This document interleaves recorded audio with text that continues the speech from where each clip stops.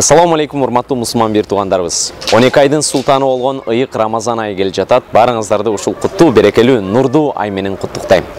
Учурдан пайдаланып, ыйык Куран китебинде келген бир аятты сиздер менен бөлүшүп өтөйүн. Аллах Таала ыйык китебинде айтат: Бисмиллахир-рахманир-рахим.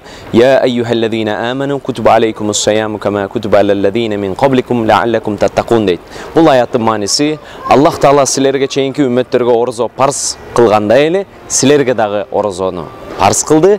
Эмне болушуңар үчүн? Таква болушуңар үчүн дейт. Таквалыктын мааниси бул Аллах Таалага жакындоо. Себеби орозо айында, Рамазан айында биз орозо кармап, өзүбүздүн бир жан дүйнөбүздү кубаттап, күчтөп, өзүбүздү бүтүндөй жамандыктан алыстатып, көздүн орозосун кармап, буттун орозосун карап, бүтүндөй дене мүчөбүздүн, жан дүйнөбүздүн, акыл эсибиздин, пикирибиздин орозосун кармап, толугу менен тазаланабыз. Алла Таалага дагы жакын болобуз. Ушул ыйык айыбызда дагы биз кошуналарыбызга, досторубузга, бир туугандарыбызга жакшылык таратып, аларга ифтарларды берип, аларга бүтүндөй бир белектерди берип, көңүлүн алууга аракет кылалы.